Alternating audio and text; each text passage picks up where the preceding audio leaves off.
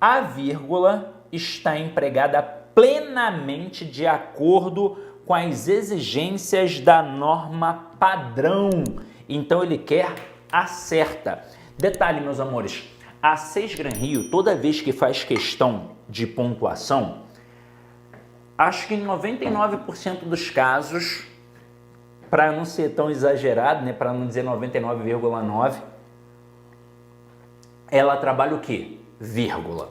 E basicamente, a gente precisa entender que existe um sistema SVC, que é o principal sistema linguístico da língua portuguesa. Nós fizemos numa aula de revisão questões de pontuação e eu deixei bem claro que não pode ter vírgula entre o sujeito e o verbo, nem entre o verbo e o complemento exigido por ele, que é o seu objeto, seja ele direto ou indireto. Mas eu dei uma dicasinha bem interessante. A dica foi essa aqui, ó. Olhe para o verbo. Não foi? Se tiver uma vírgula antes do verbo, muito provavelmente a frase está errada. Se tiver uma vírgula só depois do verbo, muito provavelmente a frase está errada. Para que ela fique correta, tendo vírgula antes do verbo, tem que ser duas vírgulas intercalando uma estrutura. Se tem vírgula depois do verbo, também tem que ser duas vírgulas intercalando uma estrutura. Vou dar um exemplo. Vamos lá. Se eu colocar assim, ó, os alunos fizeram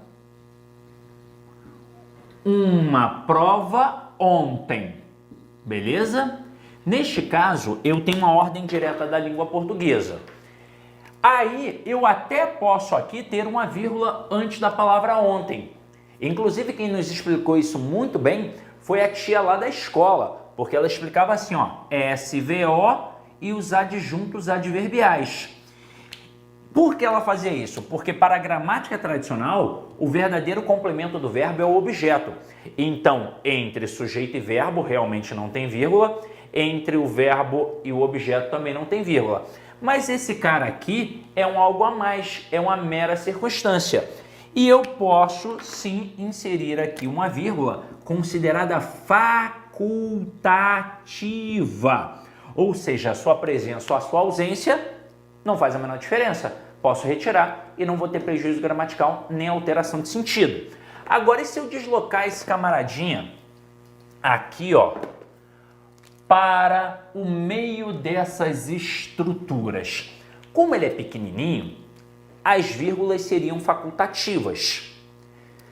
Por quê? A gramática tradicional diz que adjunto adverbial deslocado de grande extensão é que leva a vírgula obrigatória. Mas o que é um adjunto adverbial de grande extensão? 3 ou mais palavras. Como aqui só tem umazinha, são vírgulas facultativas. E aí eu vou pegar uma estrutura só, tá? Vou colocar assim, ó. Os alunos ontem fizeram uma prova. Se eu deixar do jeito que aqui está, veja, eu tenho aqui o sujeito, eu tenho aqui um verbo que é transitivo direto, eu tenho aqui um objeto direto e esse camaradinho aqui é o nosso adjunto adverbial de tempo. Como ele é pequenininho, eu posso deixar desse jeito, porque as vírgulas são facultativas. Mas eu poderia colocar duas vírgulas, lembrando que são vírgulas facultativas. Aí se liga só, aqui tem uma vírgulazinha antes do verbo, não tem? Mas é só uma? Não, são duas intercalando essa estrutura. Mas se ele tivesse feito só isso, aí eu teria um erro. É o erro mais comum em todas as bancas do concurso público, principalmente na Seis Gran Rio. Ou fica aqui antes do verbo, separando o sujeito do verbo, ou o sujeito do predicado, como você preferir, ou fica depois do verbo, separando o verbo do complemento. Então vamos lá, meus amores. Olha aqui, ó.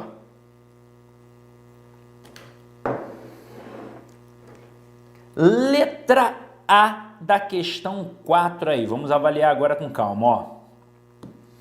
A preservação do planeta deve ser considerada, uma das prioridades da humanidade. Então já começou separando o verbo de complemento. Essa letra A já está errada. Letra B.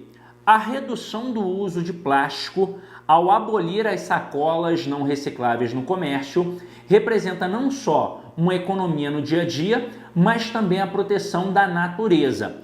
Veja que aqui nós temos uma estrutura intercalada entre vírgulas. Sabe como é que é o nome dessa belezinha aqui? Vou te dizer. É oração subordinada adverbial. Deixa eu jogar mais para baixo. Aqui, ó. Tá muito em cima, ó. É uma oração subordinada adverbial temporal reduzida de infinitivo. Isso mesmo. O nome é enorme e assustador, mas no fim das contas é apenas um adjunto adverbial de tempo. Toda vez que aparecer essa estruturazinha aqui, ó, cadê? Eu vou botar aqui o ao abolir, ó, ao abolir, para ficar melhor para vocês, ó. Toda vez que aparecer um a preposição, mais um o artigo, mais um verbo no infinitivo, olha a palavrinha que formou, pai. O que a gente gosta nessa vida? De passar mais tempo com o nosso pai. Então sempre vai ser a ideia de tempo, tá? E a Blanca mandou muito bem.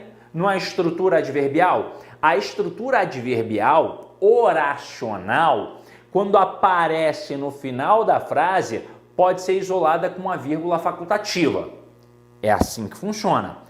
Agora, se eu desloco essa estrutura adverbial oracional, a vírgula já é obrigatória. Então aqui, ó, se eu colocar uma oração principal e depois uma oração subordinada adverbial no final, naquilo que a gente chama de ordem direta da língua portuguesa, cabe aqui uma vírgula considerada facultativa. Mas se a gente inverte essa dinâmica e coloca uma oração subordinada adverbial para depois colocar uma oração principal, aí a vírgula já se torna o quê? Obrigatória. Só que aí ela não está no início, ela está intercalada. Portanto, essas duas vírgulas que ali apareceram são obrigatórias. E a letra B está perfeita, está correta. Então já é o nosso gabarito. Mas vamos olhar as outras com calma, tá? Agora, antes que alguém pense assim, Sidoca, mas e esse mais ali? Não deveria ter uma vírgula antes dele? Claro que não, cara pálida. Aqui não é o mais adversativo, aqui é o mais aditivo. Veja que nós temos a correlação não só, mas também. Eu poderia aqui, se eu quisesse colocar uma vírgula, eu até poderia, mas não tem obrigação nenhuma. Essa estrutura é aditiva e não adversativa. Então aqui a letra B está perfeita. Agora a letra C. As impressões em papel devem ser evitadas porque atualmente... Opa! Olha aqui. Atualmente. É igual ontem. É um adjunto adverbial deslocado. Só que só tem uma palavra. Então ele é pequeno, não é pequeno? Das duas, uma. Ou eu não isolo esse camarada entre vírgulas, ou se for para isolar, eu tenho que de fato isolar, colocar duas vírgulas. Então aqui, para que a letra C estivesse correta, ou não teria vírgula depois do atualmente, ou o atualmente teria que ficar entre vírgulas. Portanto, letra C errada. Letra D. O grande aumento nos níveis de chuva em determinadas regiões pode, já errou, separando o sujeito do verbo. Letra E. Os veículos movidos por energia limpa representam, separando o sujeito do verbo. Então só resta realmente a opção B, é o único gabarito aí. E agora a gente vai para a questão de crase, meus amores. E crase, como eu sempre digo, eu tenho que estudar. Agora, Pode ser que não caia, mas quando não cai é exceção. E detalhe, num concurso como o de vocês, que tem a redação, não existe nem a possibilidade de eu pensar assim, poxa, estudei crase e não caiu na prova objetiva, mas na discursiva caiu. Na discursiva, se você fez um texto de 25 a 30 linhas, é óbvio que você em algum momento teve que utilizar a crase. Então você tem que dominar, tá? Agora vamos lá. Meus amores, esse é o gabarito da prova 1. Olha a questão, presta atenção. Vocês conseguem pegar essa prova aí tranquilamente, né? Como o Foco já conseguiu, já está na internet, né? A banca já deu o gabarito. É só olhar depois lá com calma no próprio site da Sesgran Rio e vai comparando a questão. Tenta buscar aí na memória as questões que vocês fizeram, tá? Então vamos lá agora, ó. Agora olha a próxima aqui, ó. O acento indicador de crase está empregado de acordo com a norma padrão da língua portuguesa na palavra destacada em. Então vamos lá, meus amores. Vamos olhar aqui com muita calma e com muita tranquilidade.